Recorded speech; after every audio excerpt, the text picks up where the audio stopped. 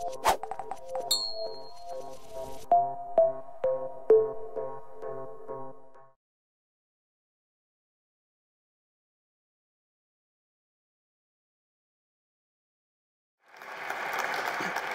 should say this is also a homecoming for me. I realized that pretty much exactly 55 years ago, I moved away from Munich and unfortunately never moved back.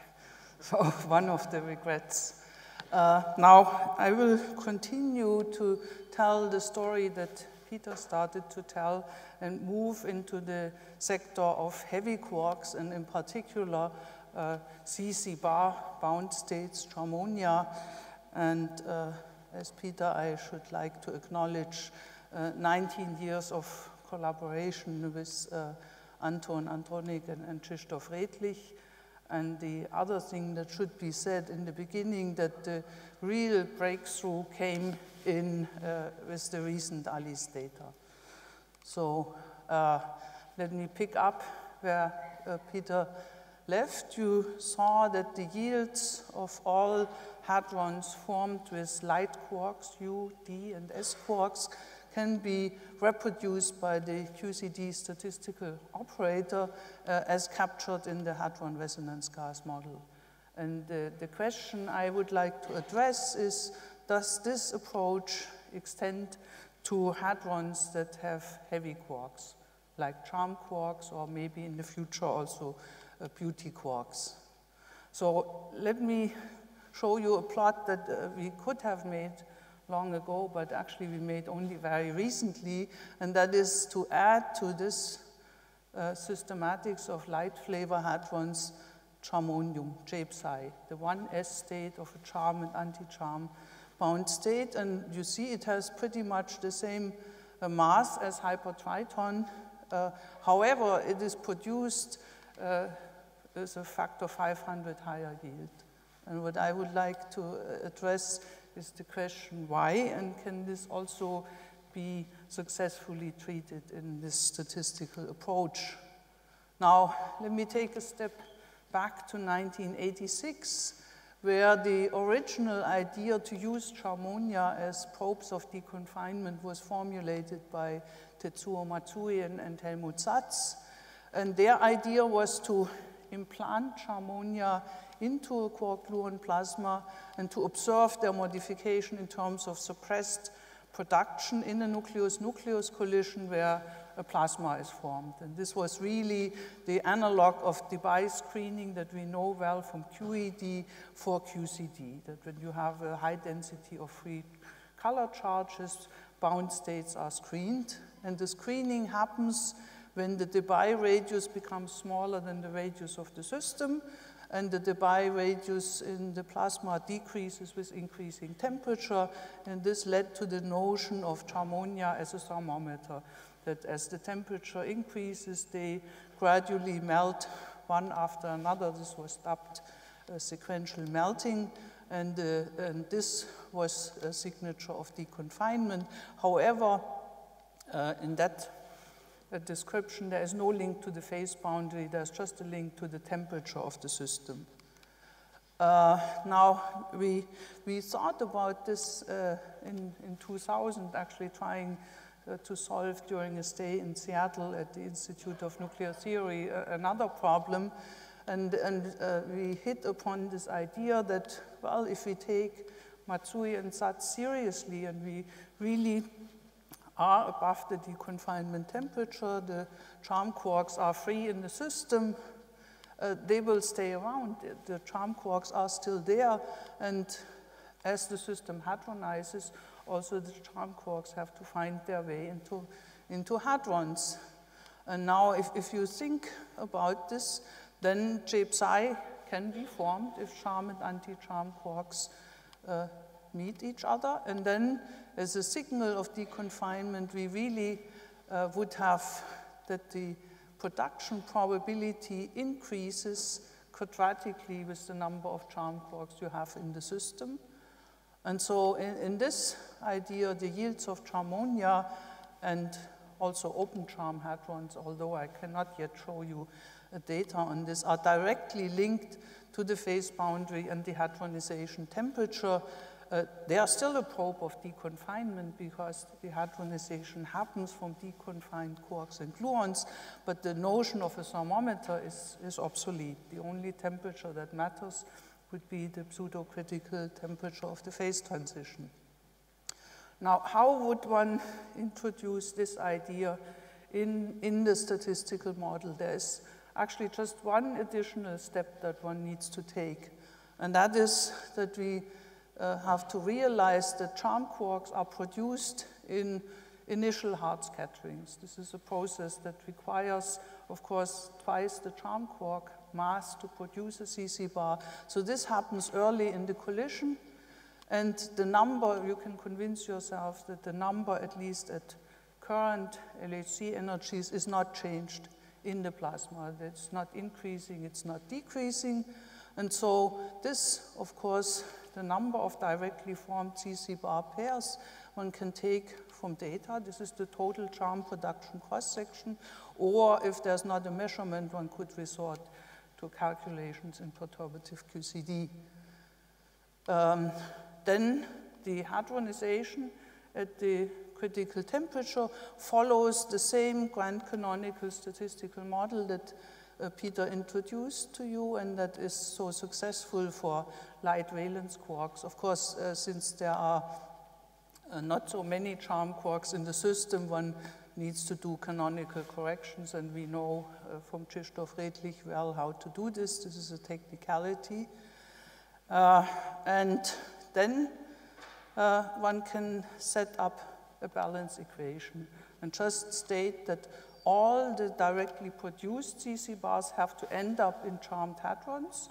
How they are distributed among the hadrons, we calculate in this statistical model. And to make this equation work, to have an equality, right, this is calculated, this is measured, one has to introduce a fugacity, GC, that enters linearly for hadrons that have one charm quark, and quadratically if you have the C and the C bar. This is not a free parameter at all. It is just a number that is needed to match the final yield in hadrons to the initially produced number of CC bars. And that is the only modification, that in this case we say the CC bars are made early, they are implanted in the system, and in the end they hadronize together with the rest. So a totally parameter-free way to treat charmonium and all other charmed hadron production. Now this shows cross-sections as a function of the collision energy, and you see here the CC bar cross-section. This would be SPS energy, this is RIC, this is LHC, and this is for beauty, and this is growing strongly, 3 orders of magnitude over the colliders and accelerators we have for charm quarks, and even 5 orders of magnitude for the BB bar. And therefore, let me skip this.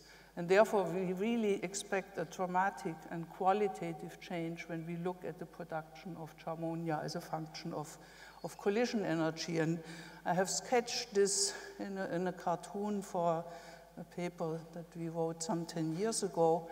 So this, what is displayed here, is the nuclear fireball formed in the collision, and we take a slice of 1 unit of rapidity. That is all that is causally connected. Things move apart with speed of light from the collision point on, and not everything, you cannot just take the whole volume as causally connected. So at low energy, RIC we call low energy, you have typically in such a slice 1 CC bar. If this is now above the critical temperature, we have deconfinement, the charm quarks move, they diffuse in the system. We actually start to learn about the transport coefficients from other data. And at hadronization, most likely they just pick up a U or D, anti-U or D quark and form D mesons. So this leads to suppression of something that initially would have had a chance to form charmonium, but since it is in this hot system, we have the bias screening, and therefore the idea is if you have a more and more central collision at low energy, you form less and less of these charmonia, and this ratio here just compares a nuclear collision to a proton-proton collision. Now at the LHC, typically in one unit of rapidity, you have something like 6 or 10 cc bars, depending on the collision energy. And again, they are deconfined, they move around, they diffuse, they thermalize in the system. And now you have, since this goes quadratically with the number, now you have a finite probability to form charmonia from initially uncorrelated C and C bar. And so qualitatively, we said, going from RIC to the LHC, we should see something like this. So that was basically the idea already 19 years ago, and it became more quantitative over the years. Let me now come to experiment. The only ingredient, the only thing we need to know for this is the total charm cross-section. But that is a quantity that is very hard to measure, because you need the total cross-section, so you need to go down to 0 transverse momentum. And I show you here in a proton-lead collision how we reconstruct d-mesons. So we take the d-meson decays, for instance, in the k minus pi plus, and we reconstruct the k pi invariant mass. And you see here the mass plot, and it's very hard to see where the d-meson should be, because there's a huge correlated and uncorrelated background that needs to be subtracted. And if we take from event mixing the uncorrelated background and subtract it, then you see there's a small peak that starts to be visible. This is the transverse momentum bin from 0 to 1 GeV. And then we still have to subtract this correlated background, and then you see here the yield, and you integrate it, and you do this for all momenta, and you get a spectrum of d-mesons, and then you integrate the spectrum. In fact, you can compare it to perturbative QCD, the 2 different types of calculations, and then you can extract a cross-section per unit of rapidity with statistical and systematic errors and so on, and you have to do this for the whole spectrum. So D0, D plus, D stars, DS, and so on, and then this gives the total cross-section. Now, this is our knowledge today, and you will see in the end that this is still what is limiting us. So this is the CC bar cross-section per unit of rapidity. This is measured by LHCb at forward rapidities, 3 different beam energies. And you see nice systematics, actually also quite nice and small errors. This is as a function of rapidity. This is again LHCb. At mid-rapidity, we measure this in ALICE. The error is still statistics limited and is larger. That is something that has to change over the next years, and then we can now make an interpolation to see what the shape is. This is not enough, because this is proton-proton collisions, but we really need to know the cross-section in a lead-lead collision, and we know that the gluon distribution in a nucleus is not the same as in a nucleon.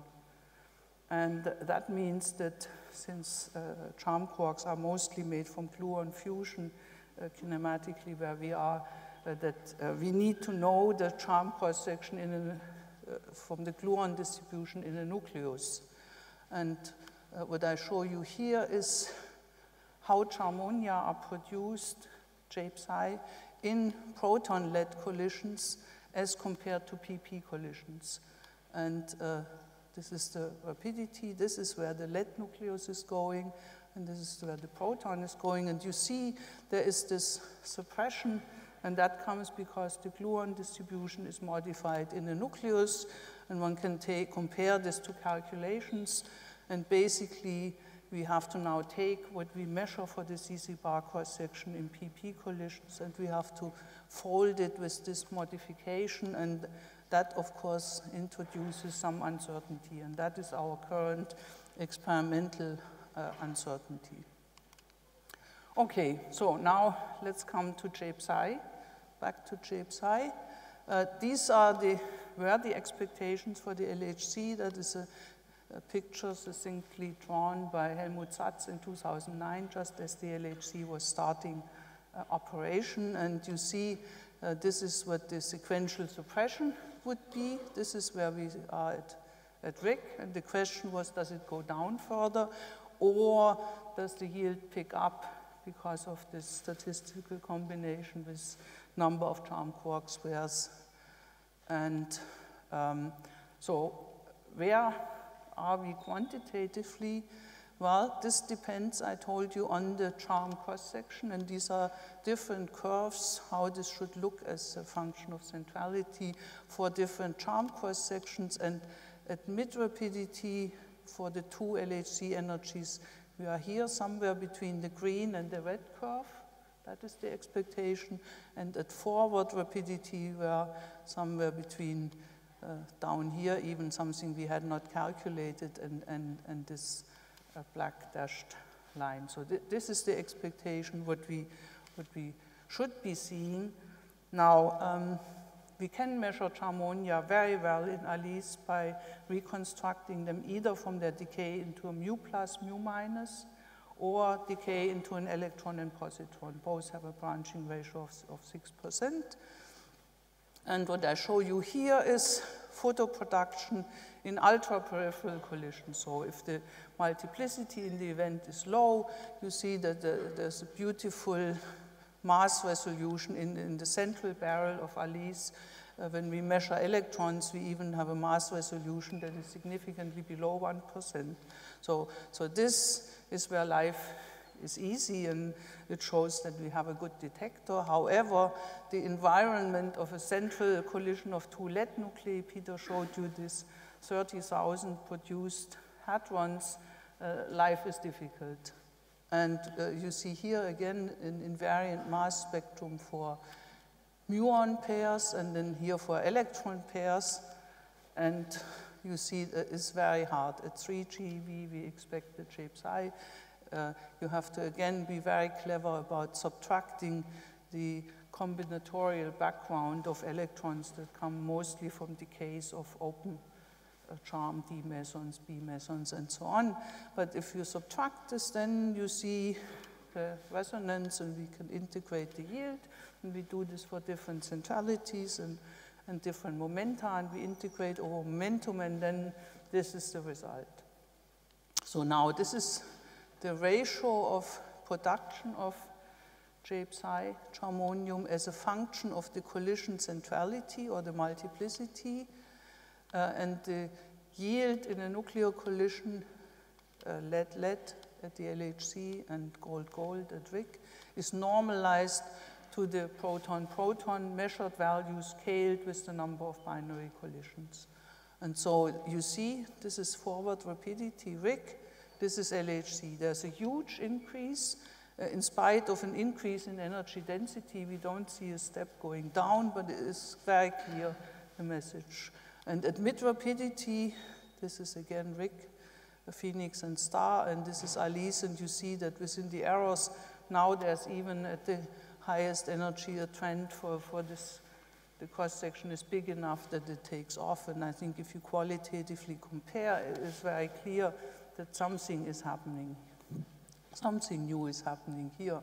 And if we compare it using the charm cross-section as measured in proton-proton collisions, and then taking the nuclear modification, the shadowing, and so on, in the lead nucleus, then the central value is this solid line, but the uncertainty, just due to the experimentally measured open charm cross-section, and that is the only input in this calculation, is unfortunately still the width of this band.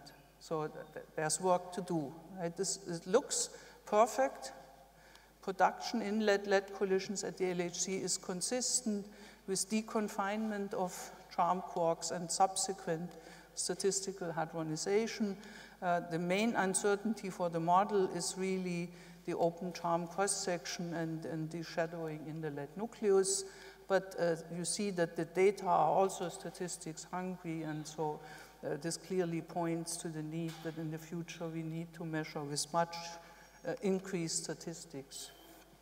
Now, to come back to the plot and the puzzle I showed in the beginning, we can now add to this point the blue line. This is this calculation in the statistical model, and you see that within the errors it is perfectly consistent with the data. Now, we have a few more observables that I can show you in the few last minutes. Of course, if we look at the charmonium spectrum, there is a 2s state, there are p states, and so on, and their production relative to the 1s state should be governed just by Boltzmann factors. The mass is so large that the integral p squared dp you can nearly forget, so the yields should be reduced by Boltzmann factors because the masses are larger. E to the minus mass difference over kt.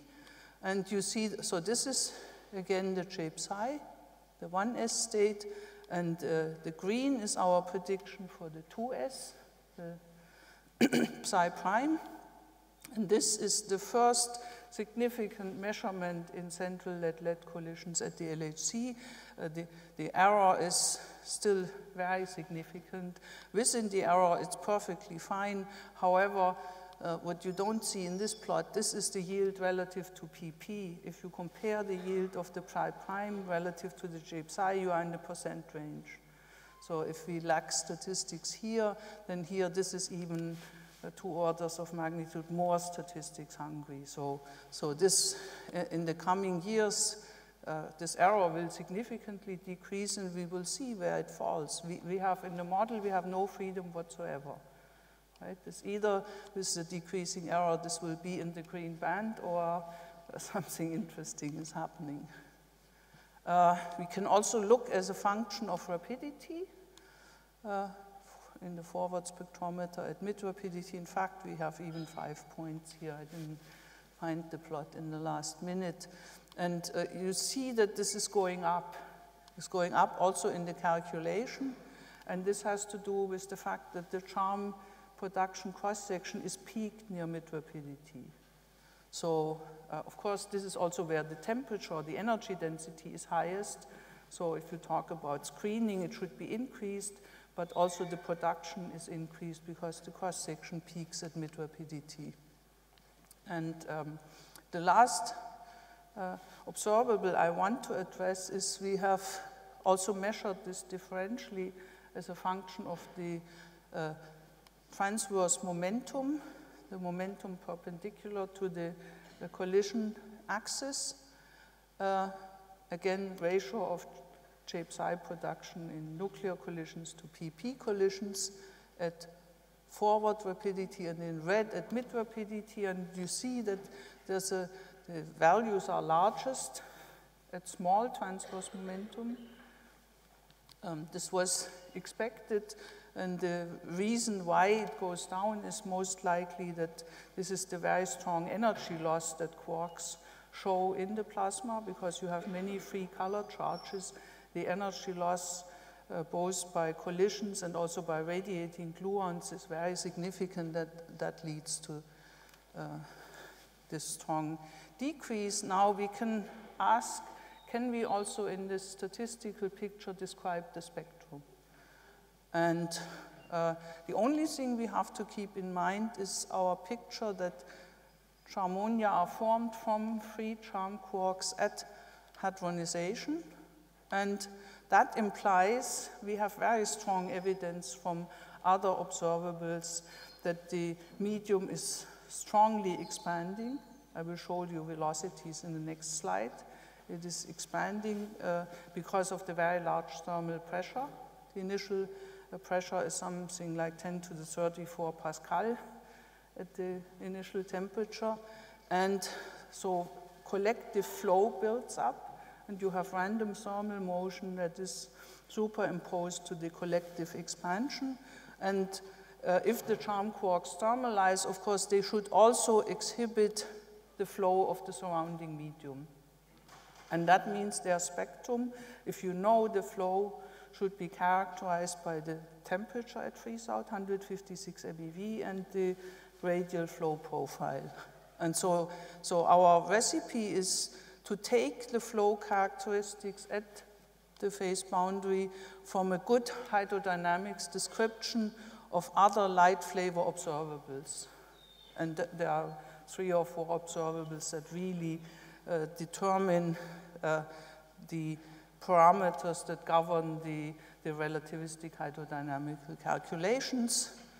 And if we have this flow profile and the temperature, then of course the normalization of the spectrum we have already. The integral has to be the yield that I showed you before, given by the CC bar cross section. And so with this idea, we have a parameter-free description also of the spectrum. This is what one gets from one of the good 3D hydrodynamic viscous relativistic hydrodynamic codes. This is the transverse expansion velocity as a function of where in the fireball you are. And you see that this is really a Hubble-like expansion. The farther you go away, the larger the velocity. At the surface here, 6, 7 Fermi, the velocity is already 60–65% speed of light. So this is really a rapid expansion, and you can characterize this sort of as a linear profile with an average transverse velocity of 55% speed of light. And we can use, there is in fact an analytic parametrization of a solution of hydrodynamics with some approximation. If you know the power of the expansion here, that this is linear in R, so R to the 1, and you know the average velocity and the temperature and the mass of the particle, you have an analytic solution for the spectrum. And this is what we get. So these are the experimental data at mid rapidity, at forward rapidity, and the blue line is what one obtains for the spectrum just using the hydrodynamic profile and considering that in the very periphery of the fireball where you have 1 collision or less, it should look like proton-proton collisions. So this is what leads to this turnover here, that if you have some underlying spectrum that looks like PP collisions. And you see that the dashed line would be just what you measure in PP, and the shape is significantly different.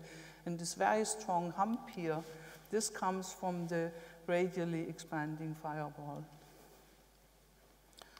Okay, so let me maybe skip this and come to my summary. You've seen there's a lot of new experimental data from the LHC. We have clear evidence for a new production mechanism of Charmonia at the LHC. This is supported by the yields, the spectra, the rapidity distribution, by this last quantity that I didn't show you, the elliptic anisotropy of the distribution. The data are well consistent with a statistical hadronization description. The present limitations are, on the one hand, the precision of the open charm cross-section inlet lead collisions, and on the other hand, the statistics of the charmonium observables itself.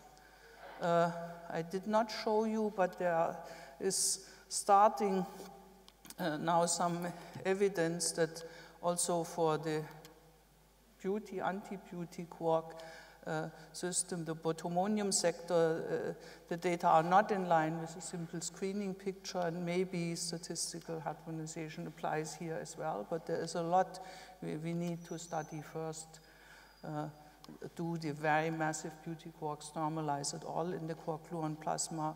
And on all of this, we expect significant progress from the data from 1-2 we have already taken in November, December last year, and then of course 1-3, which will start in 2021, where we run with 50 kilohertz lead-lead collisions, and so we are really looking forward to having fun with new experimental data. And let me conclude by by thanking everybody who supported us in the past decades. This is the group in Heidelberg, actually a picture taken last Friday, but also all our friends and colleagues and everybody in the DPG. So thank you very much.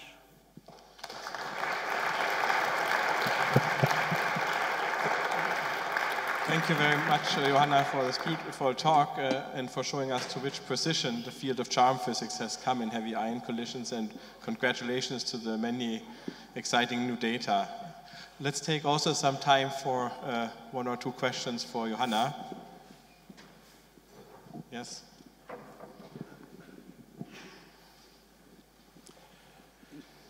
You emphasized the special role of the J-psi in the yield over mass in a curve which is otherwise completely dominated by temperature. For alternatives, what will be the concrete perspectives to pin the hadronization model down by comparison with OpenCharm, as you indicated in the summary, or even the high psi prime states? Yeah, you said they are so far statistically limited. Yeah. I have a plot that I want to show you. Just need to hit it. So first of all, OpenCharm. That would be very interesting. Why focus on Charmonia? Of course, the OpenCharm hadrons should also all fall onto this plot that Peter showed you. We should have D mesons, DES, lambda C, and so on. The limitation is right now that in lead-lead collisions we have not measured the spectra to 0 PT. So to have an integrated yield, we really have to make the effort, and that is part of our upgrade plan. At WIC, we have data for PP collisions, and we have predictions from the statistical hadronization model that there should be dramatic differences also for the lambda C, so the baryon with a charm quark. The strange quark is here replaced by a charm quark, but we don't have data yet. So if we have data, the predictions are there and they cannot be modified whatsoever. And the other thing I want to show you is, where is it? Outlook, exactly, we are getting there. So this is the Psi2S to J-psi, where we have a clear prediction. We have a value with a large error, and that error needs to shrink. There are alternative descriptions that form and destroy charmed hadrons or hadron-like states in the plasma. And that is a fundamentally different description. We say there are no bound states in the plasma, everything forms at hadronization. There are these transport models that form and destroy with gluons in the plasma, and they have a different yield here. And to distinguish, we need to make this quantitative. And the J-psi is one thing. The chi sub c would be even better.